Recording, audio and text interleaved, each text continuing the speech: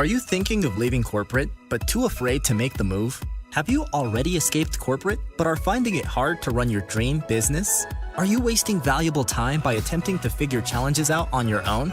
We have created a podcast for corporate escapees running their own business. This is the Corporate Escapees Podcast by Build, Live, Give. We bring you first-hand experiences of guests going through many of the struggles you face each and every day as a corporate escapee. We get real with no corporate BS. And now, over to your host, Paul Higgins. Welcome to the Corporate Escapees Podcast by Build, Live, Give. I'm Paul Higgins and I'm your show host. And today I'm very excited to have Gavin Sequeira from Break Free from Corporate. So Gavin did very well at university, left, started at IBM and then went into Oracle and had a very successful career in Asia Pac working for some of these two gigantic IT companies. But one day he thought, you know what, there's more than this. There's more to my life and there's more I can contribute. And he took about 18 months to establish his own business and he finally left. He broke free from corporate himself. So what he does now is help other people do the same thing. So if you're about to leave corporate, you're contemplating it, or a career, and you have just left, this is a brilliant podcast for you to get some really valuable insights from someone that's done it themselves and now has helped hundreds of people break free from corporate. So now what I'll do is hand you over to Gavin Sequeira from Break Free from Corporate. If you're enjoying listening to our guest stories, just letting you know we have a community for corporate escapees who are rapidly growing their dream business to find freedom. Just like you, it's called BLG Boost. You get exclusive access to a forum of like-minded peers answering your most pressing questions. You get actionable tips to solve your most common challenges. You get hundreds of trusted suppliers to save you time and money. You get member-only discounts. You get direct access to coaching by a global leader in the field and easy to implement content solving common topics mentioned in popular threads. If you are tired of being alone and are seeking the freedom of running your own business whilst meeting your financial goals, go to buildlivegive.com/webinar. In case you missed it, the link will be in the show notes. Please check it out. Welcome, Gavin Sequeira from Break Free from Corporate to the Build, Live, Give show. So, Gavin, look, I know I've known you for quite some time, but for the listeners, maybe the first time they've heard about you. So why don't you start with just a little bit of backstory? Yeah, thanks, Paul. Pleasure to be here. To all the listeners, look, my story is one of maybe quite a common story where I started off with your traditional path where I went to school, was told to get good grades, go to university, study something that will enable me to get a good job, and then, go down that path. For some of you who may have read Rich Dad, Poor Dad by Robert Kiyosaki, a very, very typical life that I went through. And I got into university, studied engineering, and did a bit of commerce as well, got into the business world and went straight into the big corporate. And very exciting time. When you're young and you're looking for excitement and travel and opportunities, corporate was fantastic. And I started off with IBM, worked there for about 9 years, got into management pretty quickly and did quite a lot of things and traveled around the world, saw a lot of really exciting places. And it was a fast track, if you like. And then from there, got headhunted into Oracle, which was another big IT company, and led a big team over there. And, again, another very exciting opportunity. But it was funny because probably about 10 years or 11 years into my corporate life, I suddenly walked into the office one day and something just shifted for me. I don't know quite what it was or how to put a word to it, but suddenly I felt like there was something else that was calling me to do something greater or bigger or maybe more meaningful. And I just, for that moment, from that moment onwards, I didn't feel like I quite fitted in that corporate lifestyle, which was a very hectic lifestyle. very fast-paced, very competitive, very keeping up with the Joneses, all that sort of thing. And I felt like I was meant to do something different. And then from there, that really took me on another whole tangent into discovering, what made me passionate, and starting a few businesses, and kind of went down more the entrepreneurial path. Brilliant. And look, we'll certainly get into more detail about that. But IBM and Oracle, two of the biggest companies and biggest brands in the world, just give listeners a bit of an insight into the differences, like the cultural differences, what you found, the differences between the two companies. Yeah, look, to be honest, Paul, they're both massive companies, huge companies. They have tens of thousands of people working around the world, and in unison. And everyone has structured roles, and it's a very fast-paced environment, very exciting. And things, especially with technology, as things are ever changing, and it's an exciting environment to be in. I found, well, because that was one of my first main jobs, that there was a lot of support structure around that. So, you had massive IT departments, and finance and accounting and marketing and sales and HR, and all of these support networks around you. And I guess I just figured, well, that's just how business works. You have all of these things around you to always help you. In terms of the differences between the two companies, not a lot of difference, to be perfectly honest. It's just maybe in the products and slight variations in the services they provide. But other than that, they're really big business operations. Their main clients are big businesses, big banks, big pharmaceuticals, big industry, really. And I found that where they struggled, because these were big companies, they struggled really to do the one-on-ones or the smaller medium business and that market. So a lot of my interaction for the first 10 years in my corporate life was working with big business, with big budgets, big departments, a lot of boards, a lot of discussions around how this is going to impact a certain sector of the market, all those big high-level things. And I always wondered what it would be like to work one-on-one with small businesses and people that are just your mum and dad businesses and all of that. So I guess those were the similarities and differences. But yeah, really, really exciting companies to work for at the time. Brilliant. And just to change tack for a sec, outside of work, so what's something that your family or friends, and I know you're preparing for a big celebration in your family at the moment, a milestone of a 90th birthday, but what's something that they would know about you, Gavin, that the BLG listeners wouldn't? Yeah, look, I tend to live a pretty busy life. I love my sport. For many years, I played tennis competitively. I haven't recently, but I've taken up karate, and I love karate because it's full of self-discipline. Obviously, there's a structure to it as well, and there's goals for myself personally to become a black belt and then teach other kids as well. So I'm 3/4 of the way there, which is exciting, and I love personal development. So a lot of people who know me outside of work or business know that it's an area I'm really passionate about. So I do read a bit and attend seminars and go, listen to podcasts. Anything that's going to enrich my mind, it'll help me become a better person, so I can give back in a more meaningful way. Brilliant. And you sort of mentioned before around that shift. You said you weren't quite sure why it occurred, but you really thought, that corporate may not be for me. How long from you having that moment to you actually leaving your corporate job and pursuing a different career? Yeah, really good question. I guess the shift started when I started doing personal development, to be perfectly honest, because, when you're starting a new job, your whole focus is on just learning the tricks of the trade, trying to get better at your task, and just getting, doing the best you can. And your time is pretty much taken up there. Once you've got things on cruise control, for me personally, I can't sit still. So I started to read. I started to attend, seminars. I listened to people like Tony Robbins and Jim Rohn, and read books by Robert Kiyosaki and Dr. John DeMartini and the whole range of other people. And the more I kept going down this path, I started questioning why I do things. Why am I working in this job? Am I happy? Is this going to lead me to where I want to get to? Is this what I was meant to be doing?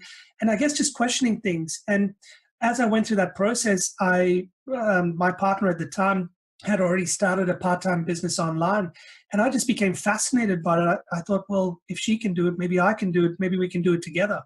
And and that's how I got started on my first business while I was in corporate. So I was a late starter into the entrepreneurial journey. I had to figure that was something I wanted to do. And from there on, from one business, we got into another, and within about 18 months, I was out of corporate, pretty much in business full time. Great. And if you can remember back then, what were some of the key fears that you had at that time? Yeah, look, one of the most common fears that I had, and I know that a lot of people and a lot of your listeners would have, was the fear of the unknown. And it's sometimes just the stuff that you don't know that holds you back. And so I was very comfortable in my corporate role. I knew that all I had to do was turn up, and there was a check waiting for me at the end of the month. And that's how it was, for the previous 10 or 12 years. But around about, I think this was now going back probably about 9 years or so, they had the GFC, global financial crisis. And at that time, a lot of big companies, especially IBM, Oracle, a lot of big companies were making a lot of strategic changes in how they did operations. And I remember at that time, there was a lot of redundancies happening, a lot of trimming, and a lot of restructuring. And I was involved in that. And that was my first taste of not having control. And I guess the thing that shifted for me at that time, I'd done a fair bit of personal development. I'd already started a part-time business while I was working. And when that happened, I suddenly realized I can't rely on this job to keep me going for the rest of my life, because it can be taken from me at any point in time. And the more reliant I get on it, the more I'm setting myself up for a big fall. And I guess, that shift just made me want to hurry the process of getting the business off the ground so that I could look after myself. Yeah, look, I think that's a brilliant point. And a lot of people, certainly when I left, it was back in 2011, people thought it was a risky move. So a lot of my friends just couldn't understand it. I'm sure you were probably similar, but now a lot of my friends have actually got the riskier roles. Like some of them I'll, speak to quite regularly, and they're like, I just don't know when I know it's coming. I'm going to be made either redundant or I'll be moved into a job I don't like. Like I know that bad news is coming my way. I just don't know when. So they live with that fear every day. Whereas, I think taking control, which you mentioned, is so important. And in your path through this journey, what's some of the help that you've got in building and taking control of your own business? Yeah, you summed it up really well. I mean, I found having a group of like-minded people around me really helped, because prior to leaving the corporate world, the only people I knew were people in the corporate world. Most of my friends were my colleagues or people I'd studied with that were in similar jobs or maybe different industries, but everyone was working for another big company. And I guess we all had a very similar mindset that, we're all going down this corporate ladder or going up this corporate ladder, and we were. The only thing was you didn't own the ladder and you didn't know where that ladder took you. And that ladder could fall at any point in time. And I was seeing people all around me lose jobs, get moved from one end of the company to the other, had to reskill, retrain. For some people, it was very risky. If they were out of work for 6 months, they had to sell the house or, really make some dramatic changes in their lifestyle to cope. Some people didn't cope very well. For a lot of people, it was very stressful. And when I was doing a lot of personal development, one of the key areas I also focused on was health. In fact, the first online business I got into was a nutritional online business. We sold nutritional products. And I took a real fascination into how health and well-being played a really important role in your life. And I saw people that I was around in a lot of stress all the time, just not knowing if their job was going to be there. The next review was coming up.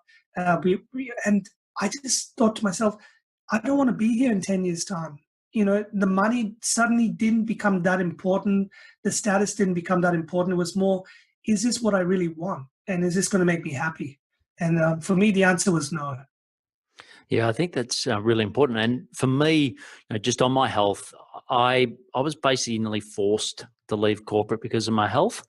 Got an inherited Yep. condition, and that sort of fast tracked. But I really take my hat off to you and other BLG listeners that are brave enough to do it without that stimulus. Because people often say, "Oh, do you ever feel that you've been given a raw deal by your disease?" I'm like, no, it's brilliant, because I wouldn't be doing what I'm doing. I wouldn't be talking to you today That's right. if it wasn't because of that. So I actually Well, see it exactly. as a silver lining. But I think for you and for other people out there listening that are brave enough to make the step, yes, it's difficult, and yes, you need a support group and all. But I think having that control and being able to in control of all your facets is so important. I know for me, no matter what was happening in life, if my MD basically picked up the phone and told me to do whatever, you just had to do it, or You just had to do it. Yeah. you're replaceable. Someone else would, and Oh, absolutely. so to get out of that is really important. So look, so what we'll do now is move into the build section so people can get a feeling for what you do, because I think what you do is brilliant, and I really want to make sure that people understand this, especially the BLG audience that are currently in corporate looking to break free. So if you walk into a party today, and I know you were at the BLG Boost launch during the week, which was great, when someone says, "Gavin, what do you do for a living?" how do you describe that? Yeah, the old elevator pitch. I've been changing this so many times, to be honest, Paul. There is no perfect way to describe it, but I think what I'm most comfortable with now is telling people I'm a transition coach. So someone that helps people to transition out of where they are right now in corporate. When I say corporate, corporate's a kind of a catchphrase for you could be in a 9-to-5 job somewhere, or working somewhere where you're not terribly happy, but you're kind of I won't use the word trapped, but you feel that you need to be there to keep going. And for me, it was corporate. You could be working in government, you could be working for any other enterprise that you're looking to now move on from there to something else that you're a bit more passionate about. And so it's helping people unravel what they are passionate about. Maybe it was a hobby, maybe it was a sport, maybe it was something that you're very good at with your hands, or something that you've always wished you could do, you just needed more time. And I help people unlock that, and then say, okay, well, if that's something you'd like to do, is there some kind of viable means that you can turn that into a monetary situation, so you could earn an income from it? If not, it'll only ever be a hobby. But if there was some way you could monetize that, how can we do that so that can help you down the track to sustain your lifestyle? And then what kind of lifestyle would you like to live? And then work out a plan. So once you know where you want to get to, then we put a roadmap in place, and we just start hitting goals. And that roadmap can change from time to time, but it's just giving people another option that they might not have considered, but something that they already have. So it's not me telling you this is what you should do, but you already know what it is you'd like to do. Let's just help you figure out a way to get there sooner.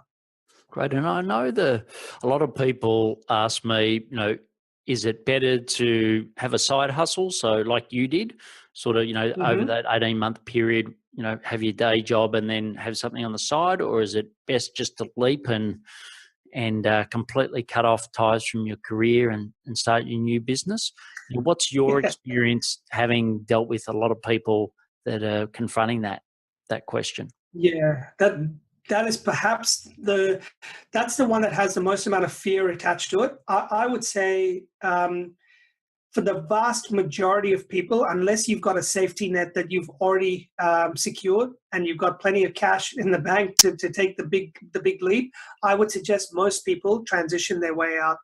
And it's the most comfortable way to do it. One, because you're not giving up anything. You're just learning and developing new skill sets along the way. And it's like, think of it this way: if you're married and you've got a family and you have a new baby, you don't give up your original, you don't give up the wife and give up your previous kids to have that new kid. You just that new kid is now a new part of your your family, you nurture it and grow it, and hopefully one day that kid will become sustainable on his or her own. So I think of it the same way. If you've got a job, you've got a career, there's no need to throw it in the bin. You've worked really hard for it. Set aside some time, maybe a couple of hours a week, or whatever it might be. It might be on a weekend.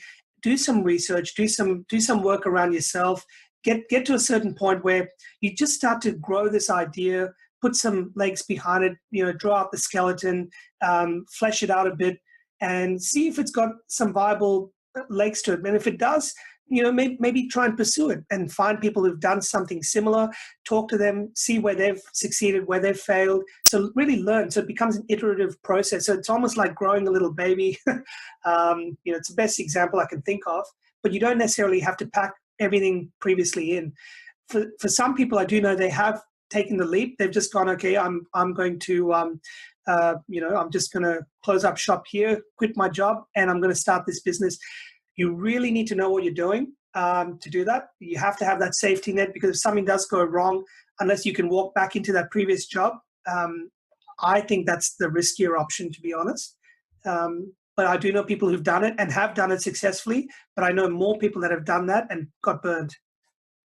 Yeah, and I know certainly for me, I took that path, so I just jumped out. Yeah. And I think, having the nest egg is good financially, but I think the biggest learning for me is that if you're always had success, whatever success means, but in corporate it's normally, promotions and achieving Sure. great results. When you're not doing that straight away out of the gate, it's really difficult. So you go from being somebody to nobody, and you're not getting results. So even if you do have the financial backing, I think it's always great to consider.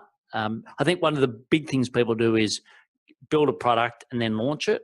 I think what your advice is really good, which is go out, research, test the market, actually get people to even pay with money for something, and then you go and launch it. Correct. Which is the flip side. And next question is around your ideal client. So, who is your ideal client? Yeah, look, the ideal person I would work with is someone that is in corporate or in their job at the moment, but has already done some level of questioning or personal development. So they're at that point where they're starting to look at things a little bit differently. So for them, the shift has already happened. So they're now looking for a way out, or they're looking for, how do I make this happen? Is this the right path? What if, and all of those sort of things. So if you're someone that's listening to this and you're happy where you are, and you don't really want to change, we're not really at the right point to be having that discussion. But if you're at that point where I was several years ago, where you suddenly walked in one day into your office, you sat in a meeting and you were bored, and you're looking out the window and you're dreaming and you're thinking, oh, gee, what if I could do this? And, what if I bought that business, or I did this, or I started this thing online, then I think we should talk, because the wheels have already started in your mind, and once that journey begins internally, you can't stop it. It's going to keep growing and keep gathering momentum. And I think if you can nurture it, something good can come out of it, because that's coming from a good place. So I think my ideal client would be someone that has already started that thought process. All I'm really there is to help facilitate it to become something into reality. Brilliant. And for those that are at that point, what's just 3 tips that you could give someone, given all the people you've worked with that have gone through that journey, 3 tips that you could give someone as they start that journey? Yeah, really good question. It's hard to narrow down to 3 tips, but if I had to pick 3, one of them would be, find out what you're passionate about. So number 1, out of all the things that you do, what is something that, if you had to keep doing that same thing 30 years from now, would that give you joy and satisfaction? And you might find that the job that you're currently doing, if you had to do the exact same job in 30 years' time, you'd probably say, oh, hang on a second, I can't see myself doing this for more than another 1 or 2 years. Then you need to look a little bit further on. But find out what you're passionate about, and what makes you tick, what makes you get up in the morning, get energized, get excited about life. And then number 2 would be, work out some goals and dreams that you'd like to achieve. So once you know what it is you're passionate about, it might be one or two different things.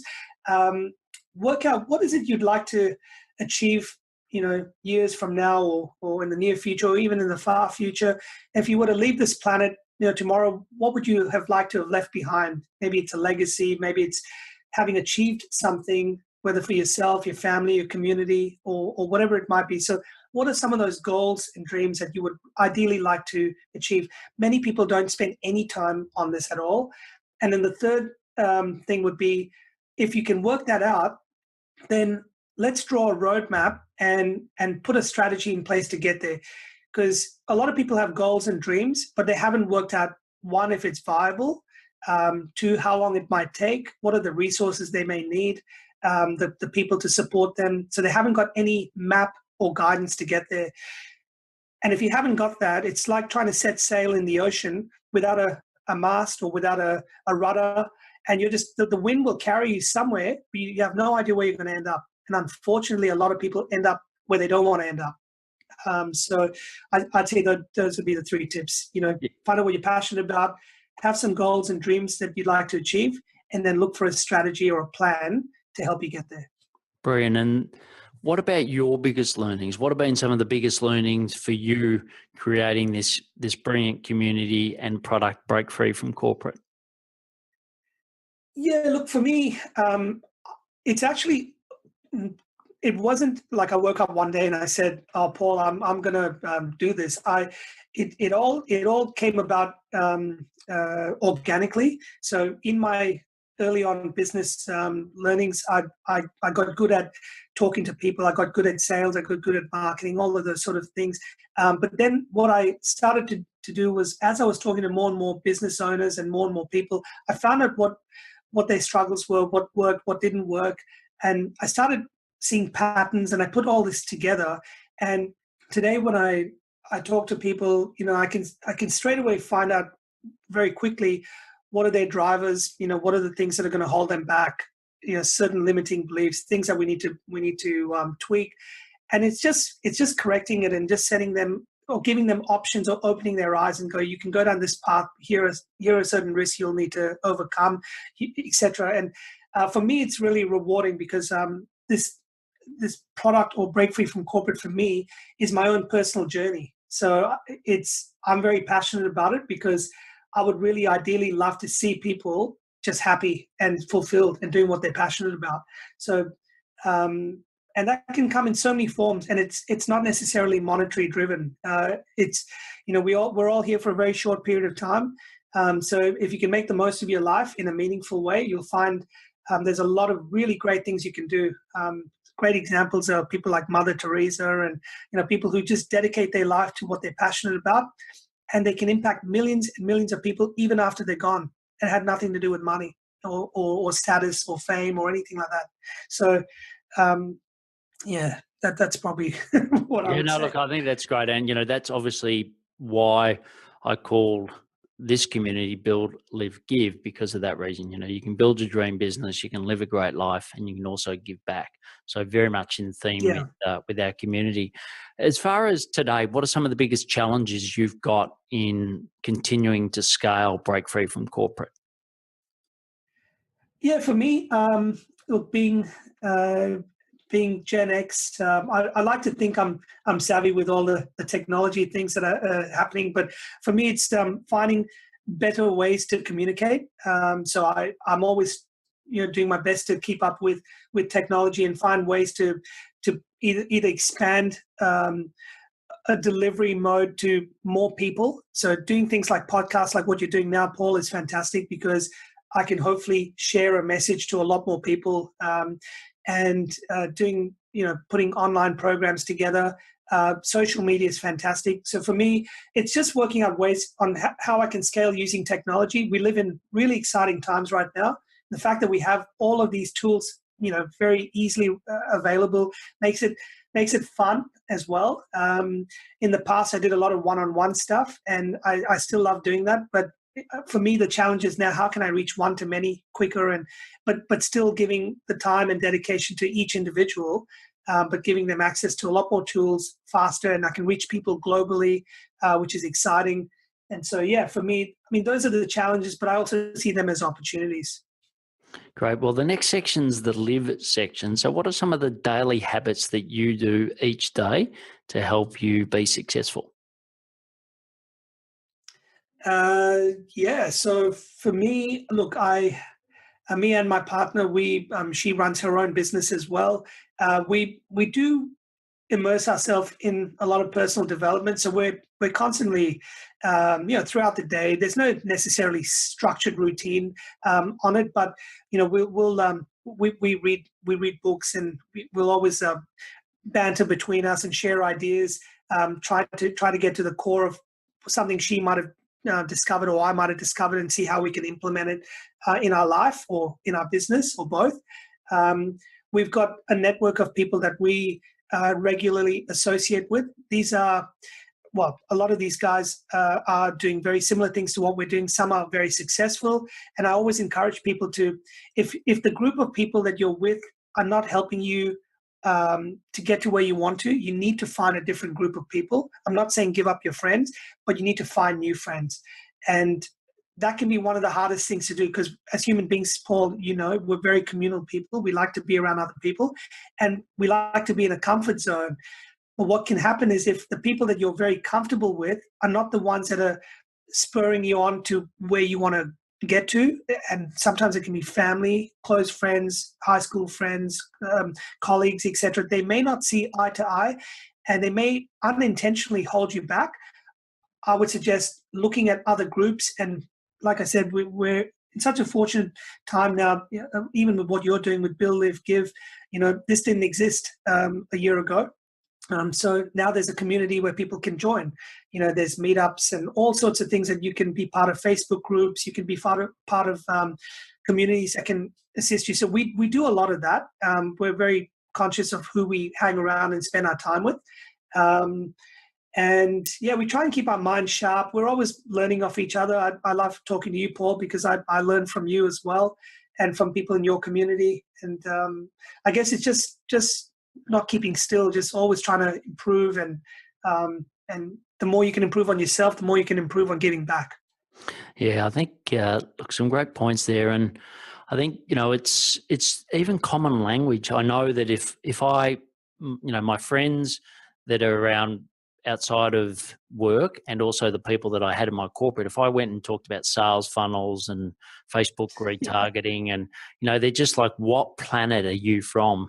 Whereas if you're in a community that are doing that every day, it's that common language, and it's people that learn and help each other, which is correct. Definitely what it's about. So I think that's really sound advice, and I can tell that you've really built that into the fabric of what you do every day. So the next section is the give section. So what's a cause or a charity that you support, and why? Yeah, look, I throughout my life, I've always strived to help other people. I guess it's evident in the kind of work that I do, and I'll continue to do it, because I just think that's in the core fabric of what I believe in. I believe, once you've achieved certain things, life becomes a little bit meaningless unless you can help other people achieve their goals and dreams. And I take a lot of inspiration from people like Nelson Mandela and people like Mahatma Gandhi, and a lot of the great leaders of our time, John F. Kennedy. They wanted humanity to get to the next level and help each other. Mother Teresa is another great example. So for me, I'm none of those people, but on a more microscopic level, I like supporting other causes.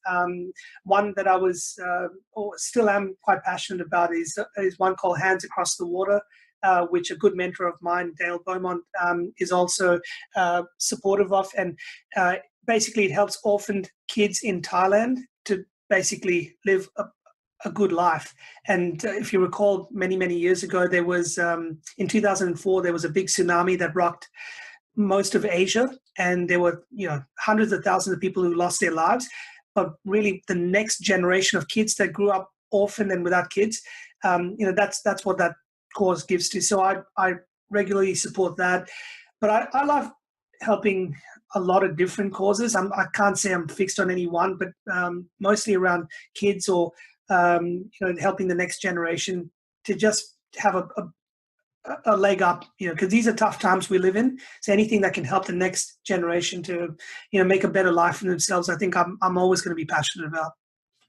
Well, the next section and the last section is the action section. And I'll just ask you some questions and just get your short, punchy replies to the questions. So the first one is, what's your number one personal productivity tip?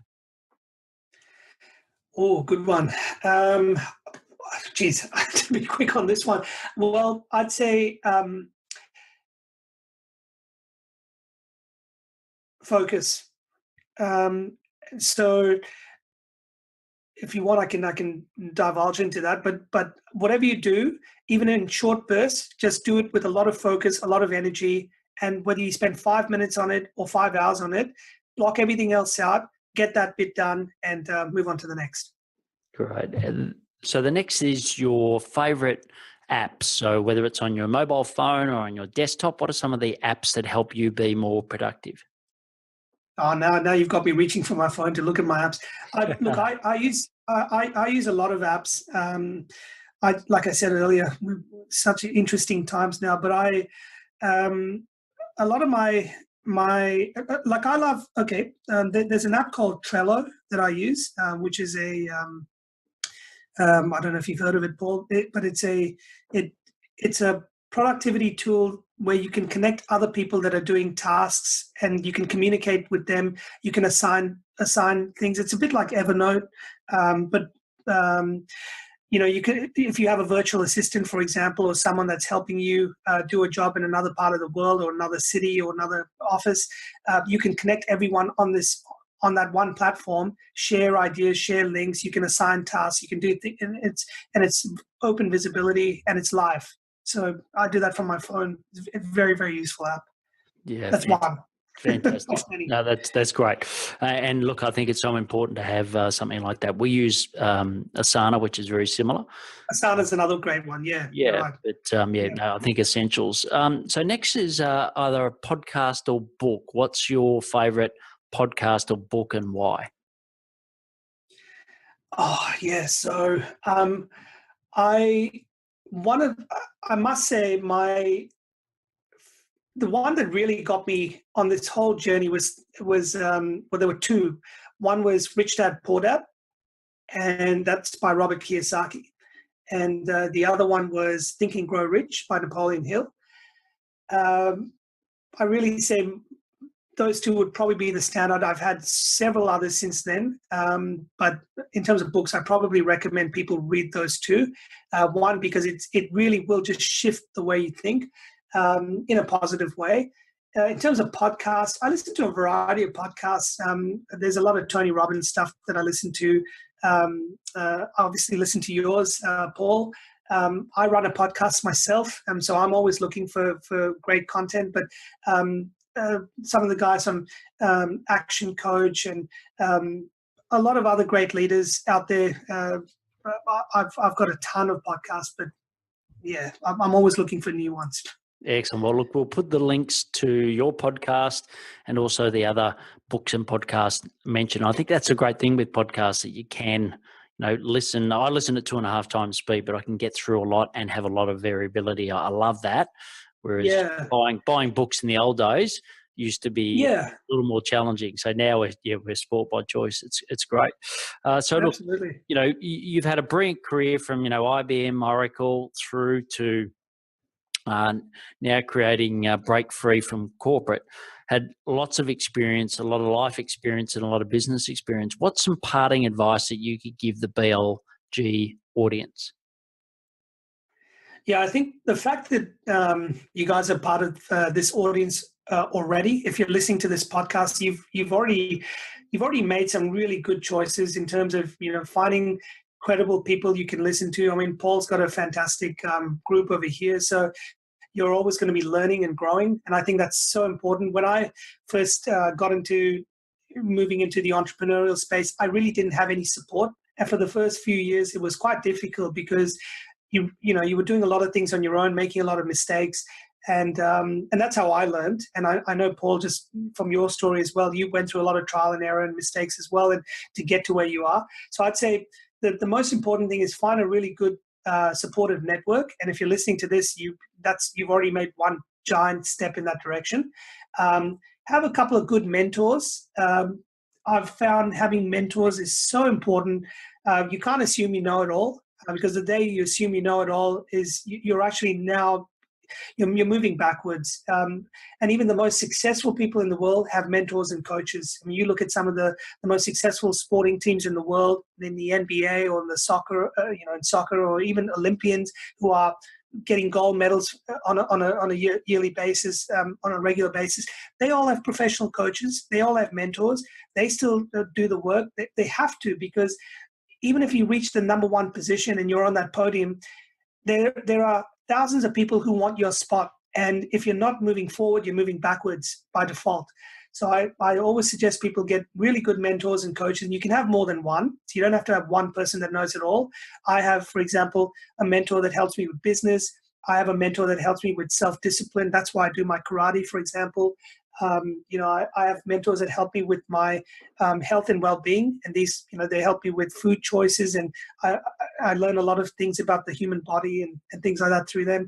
And so, just have really good people around you that can support you and teach you, I think, would be the most important things I can recommend. The rest will come with experience. Yeah, excellent. And how can people find out more about you? Yeah, look, Paul, this podcast obviously was a little introduction, which is fantastic. But people can jump on the website, breakfreefromcorporate.com. That's it. And there's a lot of useful information I put on there. I'm always looking to put more. So there's blogs, there's podcasts that I've done. You were on one of those podcasts, Paul, so people can listen to that and learn more about Paul from his earlier days as well. But there's a webinar that I've put on there which has some really great information. It's just an information sharing session. And for people that are looking to make that transition, that would be a great first step. We do have a course that people can do. It's a 6-week intensive program. But if that's the right step for you, of course, you can evaluate that. But definitely a lot of things that you can download and listen to. And hopefully there's something there that'll light that spark. And I look forward to the feedback. Brilliant. So look, we'll put links to all of what Gavin just mentioned then and other things that he's mentioned in the show notes. And Gavin, just finally, I'd like to thank you. I love the comment you made earlier about taking control. And I think what you've created with your webinar and your training around Break Free from Corporate, giving people choice and giving people the ability to be in control is exceptional. So, we're very happy to be working with you. I know we're going to be working with you more, and love having you in the BLG community, and really wanted to thank you for sharing your wisdom today. Wonderful. Thanks, Paul. You've done a fantastic job with building the community. As soon as I heard about it, I had to be a part of it. And I think you're doing some really great things as well. I'm excited about where our journey will take us. And just look forward to, being in touch with the members and helping as many people as we can. Excellent. Brilliant. Thanks, Gavin. Not a problem. Take care. Have a great day. Thanks, guys. Thank you for listening to the Corporate Escapees podcast, brought to you by the team at Build, Live, Give. If you found this podcast helpful, please share it with other corporate escapees. If you would like to join a community of like-minded peers, please visit www.buildlivegive.com. Until next time, thanks for listening, and be